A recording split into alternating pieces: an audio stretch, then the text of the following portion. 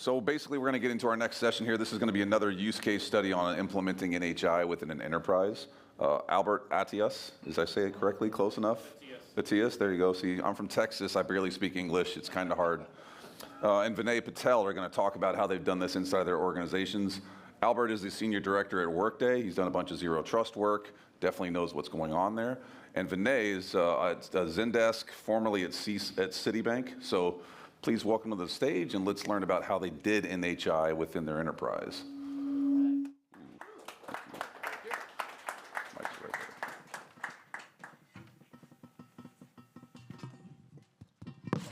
All right, still morning. Good morning. Good morning. We both got the jeans and jacket memo, so that's good. That's the way to do it once you implement NHIs. That's right. Yeah. You can downgrade a little. All right, great. So, I think it's going to be a similar conversation to what you just witnessed. So why don't I kick it off, Albert, and kind of just say, let's start with the same question. Why are non-human identities so important to secure in your organization? Yeah, I think it's kind of always been there, but security orgs really didn't have a good way to address the problem, right? There wasn't a good way to get security visibility. There wasn't a good way to manage them. There was basic premise of having some procedures to kind of create them and sort of monitor them, but nothing in real time, right? And I think what we're really seeing is with the explosion of NHIs, right? And I think even through my own personal experience, definitely more than 20x, right? That it has to be more attainable, more manageable, and that's really kind of been what we've seen across the product suites that are really starting to deliver some of that visibility. Yeah, and from my perspective, I've been at this for a really long time, and I kind of feel like, back maybe like 20 years ago, there was only one form of NHI. It was like a username that didn't belong to a human and had a password, right? And now we have at least like 10, depending on which way you count, types of NHIs, right? Whether it be, API keys and tokens and whatnot. So, and again, to your point, I think we've seen over probably the last 10 plus years this explosion around being able to do automation, being able to have everything be API driven, right? More machine system to system, kind of autonomous ways of getting things done. So that's really kind of what's brought it along, yeah. Yeah, totally agree. And I think, it's not going to get any easier. It's going to continue to explode. There's going to continue to be more avenues. I mean, everyone uses these collaboration tools. They need to connect. They need to authenticate. They need to exchange data, right? And at the premise of it all is like data security, right? And so we take that zero trust model, like identity is such a core aspect of it, whether it's human or non-human, and we really need to double down on all that. So for you, I know you come from a lot of multiple sectors. How have you implemented NHIs in the past? And did you have any pros, cons, any pitfalls, anything like that? Yeah, thanks. So I spent a big part of my career in financial services. Like Gary, I was at Citigroup for about 16 years. And, financial services kind of has a reputation for kind of somewhat being on the leading edge, focused on security issues, really focused on governance and their kind of methodical approach to these things. So that's kind of very much, we didn't call them NHIs back then, right? We had different names for them, obviously things like system accounts or functional IDs, et cetera.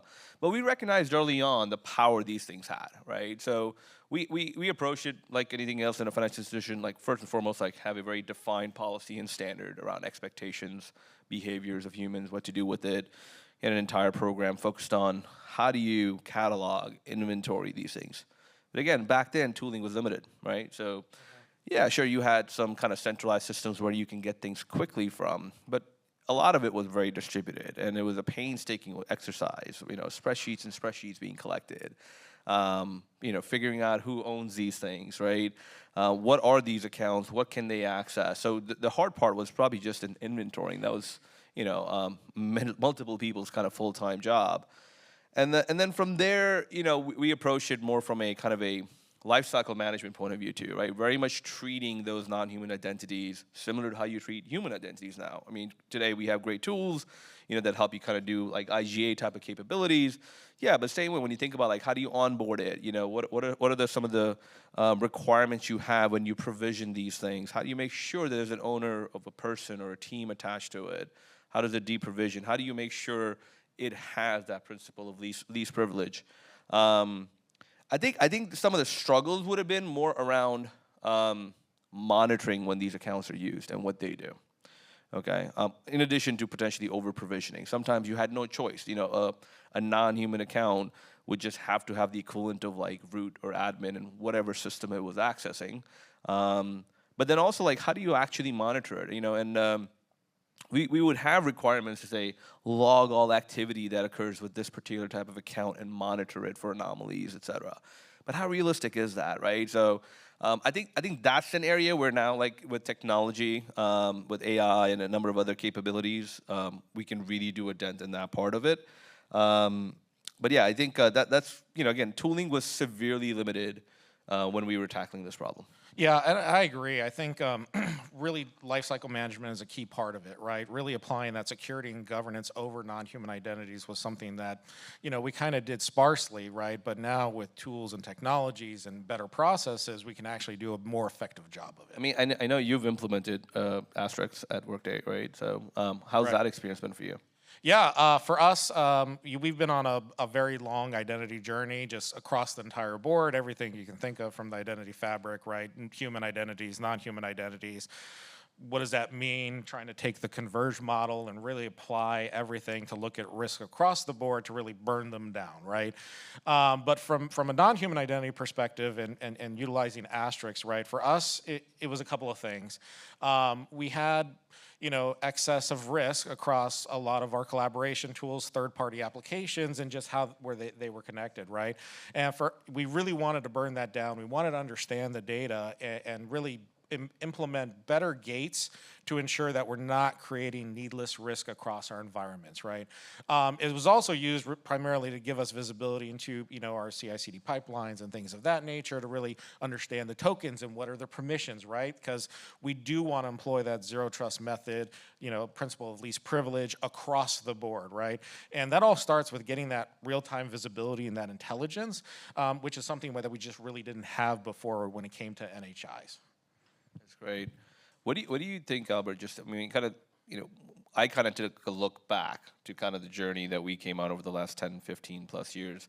What do you see this space evolving into? Like, we talked today about it's 20x a human identity, maybe it's 100x, but as you kind of think about how we pursue this further, what does that look like to you? Yeah, so again, from the larger identity spectrum, I do think there's opportunities for like context enrichment across the board, whether it's human, non-human identities, right? A lot of us run IGA tools, right? There's no reason that we can't give additional context back to a reviewer based on the data that we're seeing from tools like Asterisks or other tools, right?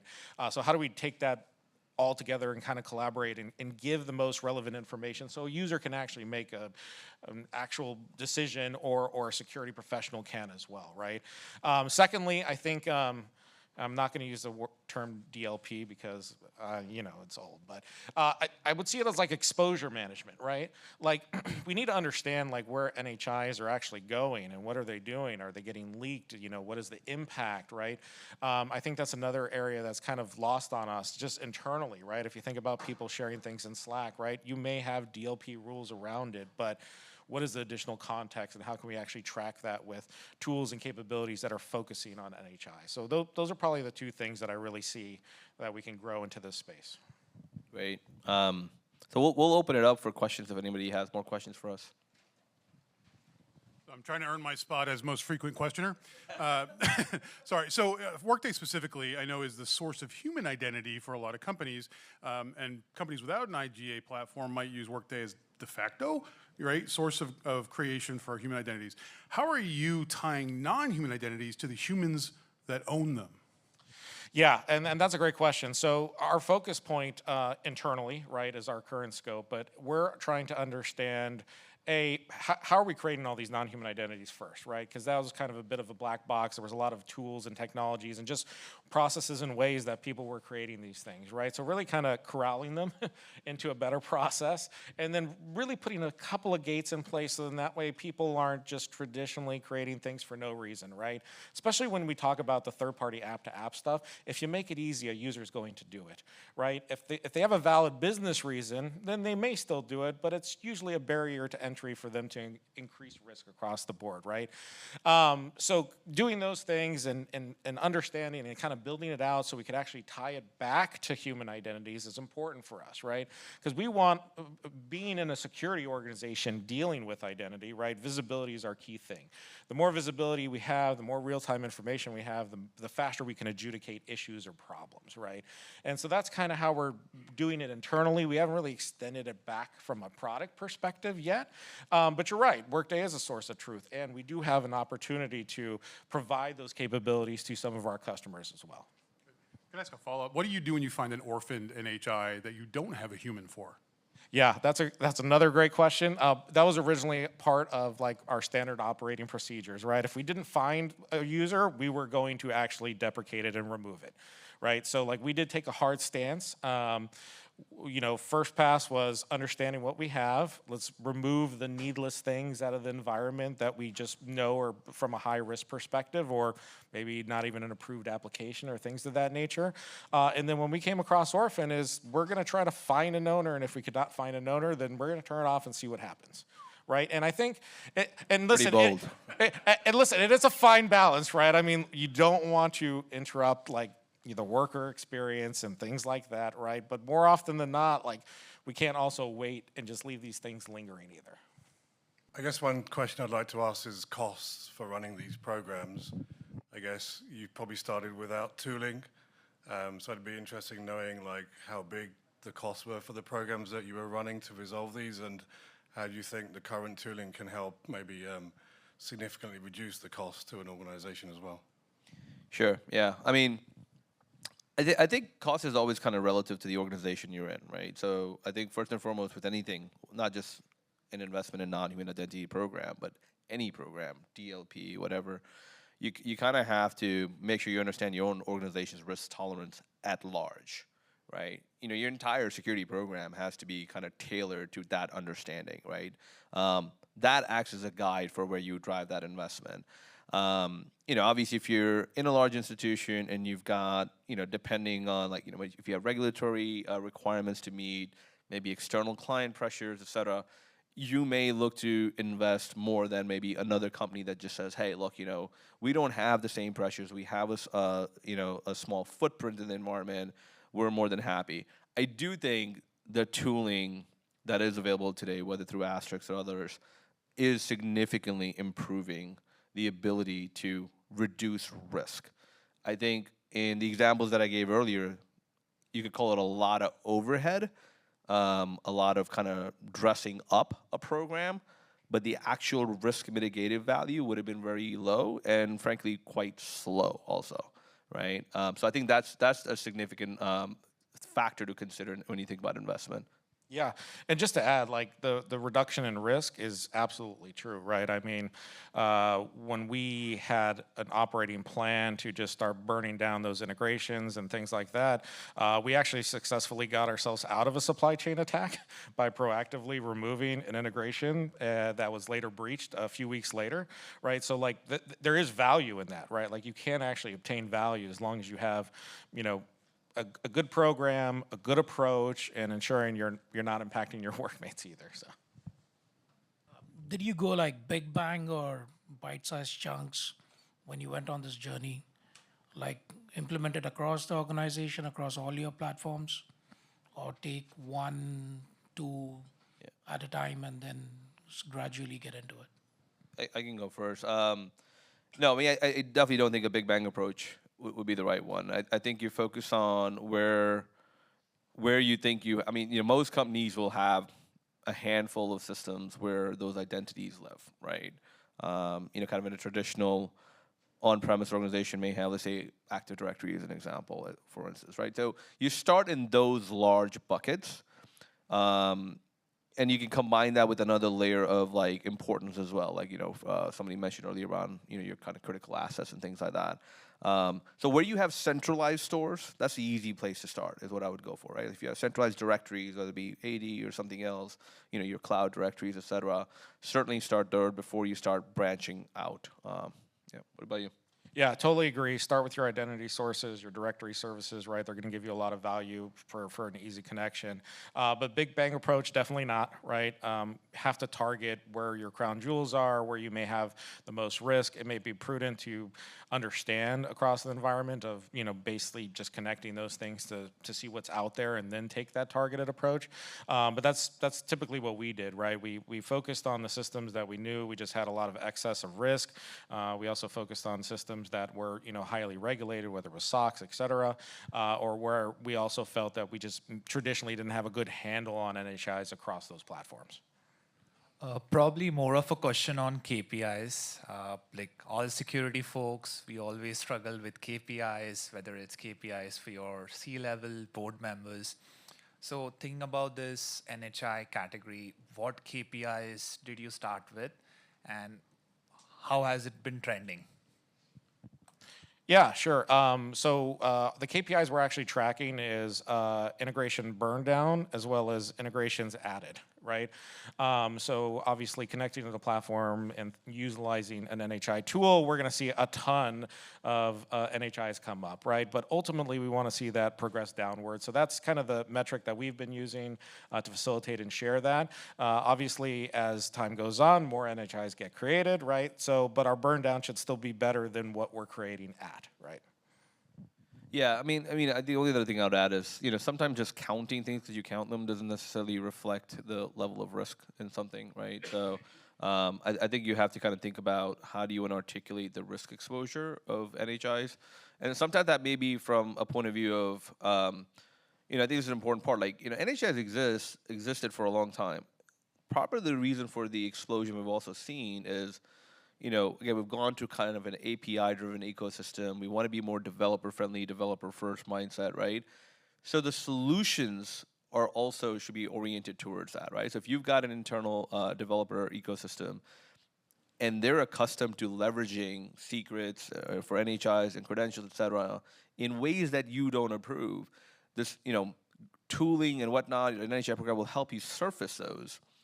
But do you want to keep playing whack-a-mole, or do you want to enable them and empower them to do it in a way that meets how you want to drive security, but also keeps their workflows in mind, right? So I think that will have the greatest kind of adoption of how you begin to get it. So like, how are you doing secrets management? How are NHIs being generated and created? Are they having to ask somebody over Slack to say, can you create an account for me and Slack me that password and then delete it type of thing, right? So, or can you automate that? Can you build that into their workflows for them? So those are the other considerations to do. And then you can look at that as a sign of maturity over time, because you will always have humans that will continue to make mistakes. Yeah, and just to add, like the criticality of risk and tying it back to all the programs that help burn this down, right? It's hard to capture sometime, but it is the best way to do it. So now that you're both on your NHI sort of adoption cleanup journey, if you had to do it again, what would you do differently? What advice would you give to people who are contemplating or early in their NHI journey to make sure to help improve their chances of success? Yeah, I'll start, but I would say, first of all, it was eye-opening. What we had thought we had was actually far less than what we actually did have, right? So properly staffing it, making sure that we had the right resources, looking at it to really drive the program the way we needed. We did need to just do a little bit of pivoting because it was more vast than we had originally anticipated, right? Other than that, we did a pretty good job. Like I said, at Workday, we've been doing this identity journey quite a bit. So we have clear stakeholder engagements across the board, but that is always going to be important. At the end of the day, we don't own these platforms, right? And so when we look for remediation, you also need to make sure you partner with them effectively, right? So that's super important. But yeah, I think those are probably the two main things that are maybe a little bit of a gotcha that I've experienced. Yeah, I mean, I think not to repeat the answer, I'll say one thing. I think most of us kind of think about vulnerability management, patch management, right? And I think there's generally now an acceptance that that's not really a winnable game, right? You're constantly playing whack-a-mole. You're trying to keep up with one patch, et cetera. I think this can become like that if you apply the same approach that we did for vulnerability management and patch management the same way, which is we're constantly on the lookout for what NHIs do I have that are not secured. Okay, I found one. I'm going to disable it, remediate it, find an owner, et cetera. So I would say like not falling into that trap to say, you know, I look for things that are bad and then I apply the same approach.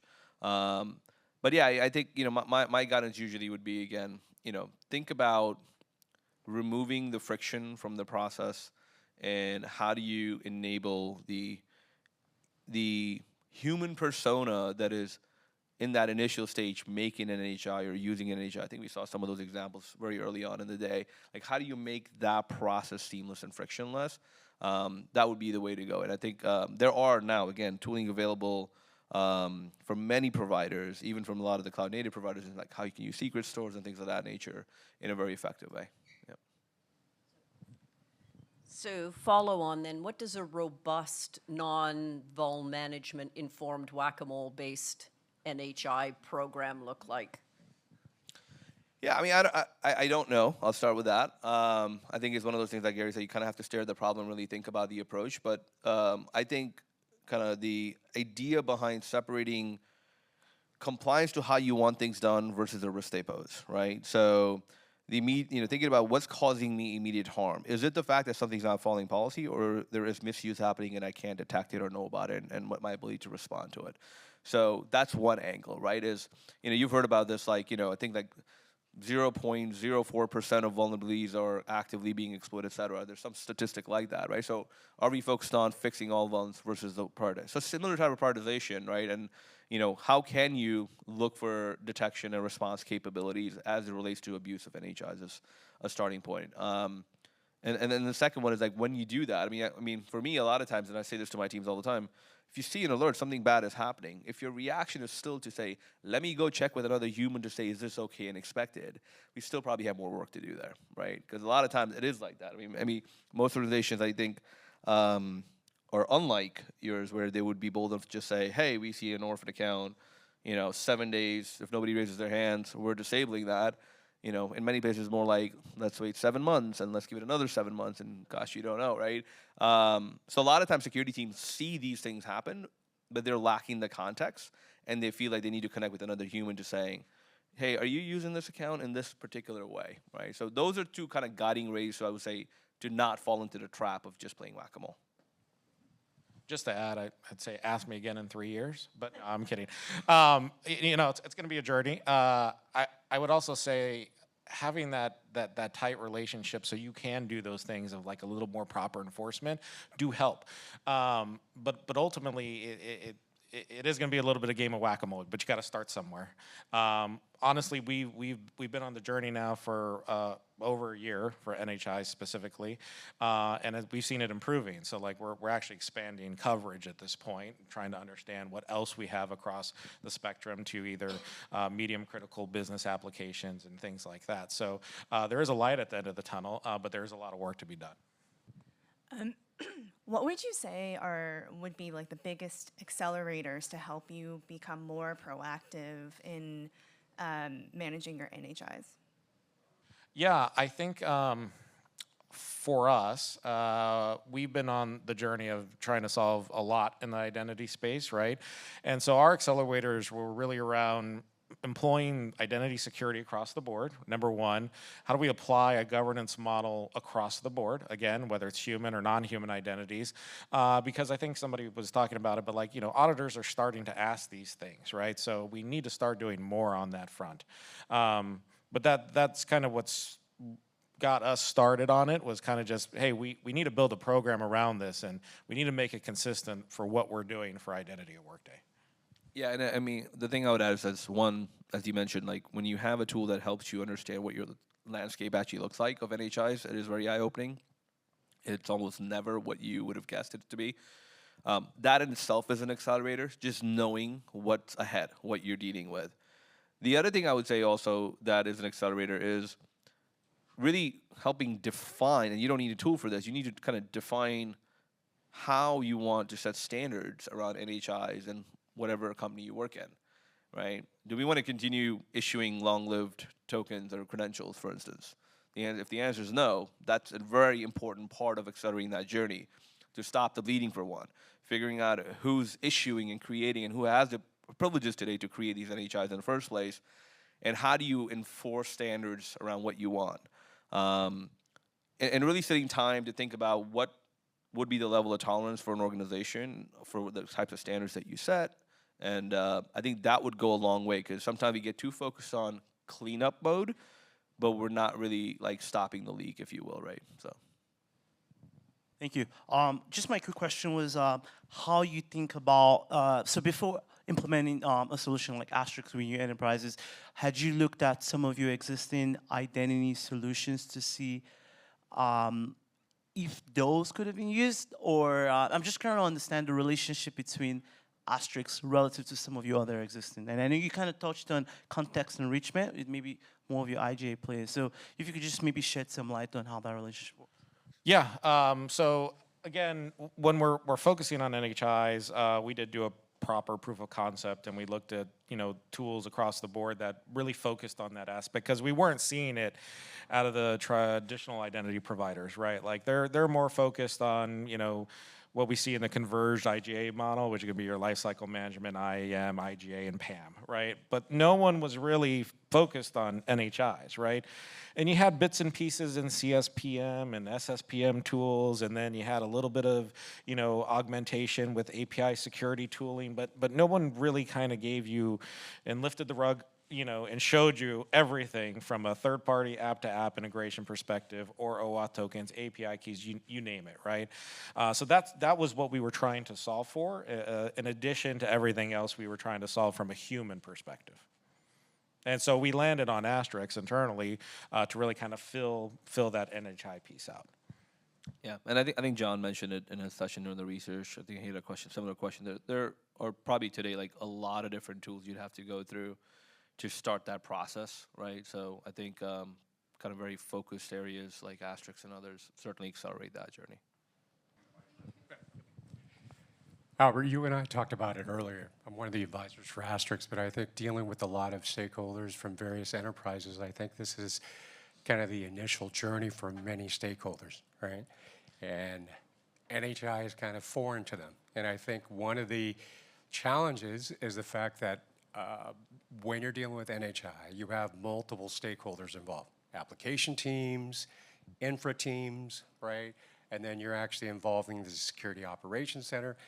Through your journey, and especially taking initial journey of 2 years ago, what are some guidances that you can provide your peers that really either A, accelerated your line of business leaders and peers to kind of the light bulb to go off earlier than later? Number two, what were some of the findings that led to an accelerated kind of awareness like this is something that we need to take seriously? Yeah.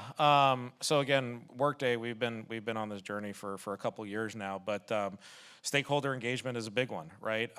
You're absolutely right. Like security doesn't own some of these directory services. We don't own the IAM platforms, right? We don't own the applications, and so you need to find a good way to partner if you want to make change from an architectural perspective to drive better security. So we did a lot of road showing after we had pitched the solution that we wanted to kind of improve our identity architecture. That was a very long RFP doc, kind of detailing everything from, risks and incidents and things of that nature, just kind of showcasing what happens with the disparate identity systems, right, as well as NHIs. But it's key that you really have that engagement from all those partners. In the NHI space specifically, it was important for us to really have that standard operating procedure, right? So who had the clear lines of doing what in the tool, right? So who was going to administer it, who was going to do the connections, who was going to, triage, over permission alerts versus who was going to triage an actual incident, right? And then what is the process of the business stakeholder who owns the application, and what is their involvement in the process as well, right? So you have to be really clear and upfront in order to get good traction on these things, not just with the app owner, but really across the board. Just these are large enterprise problems that you have to solve for. So you really need everybody engaged. And last but not least, they need to understand what you're talking about, right? Not everybody understands what NHI is. They don't even understand what IGA means sometime, right? So there's going to have to be a lot of education for certain business partners. So. Yeah, and we got the please finish slide, so I'll just end with this. I think if you look at that demo that was shown earlier around how NHI attacks work, there was one common theme across all of it. Every single time they would either go into Postman and basically access a publicly accessible API, right? Whether it was a Slack API, the AWS API, the Google API, et cetera, right? And I think that is another thing that is helpful in illustrating to our business partners, the application team, that, maybe years ago, again, kind of the NHIs were very internal to an organization where we still had massive intranets and data centers and things of that nature. Now, an insecure NHI or secret being leaked can immediately be validated and tested to see what can be done with it, right? That's another way to kind of establish that kind of alignment within the different stakeholders that are involved. I don't think we have time for questions anymore, so I'll say thank you. Thanks, everyone.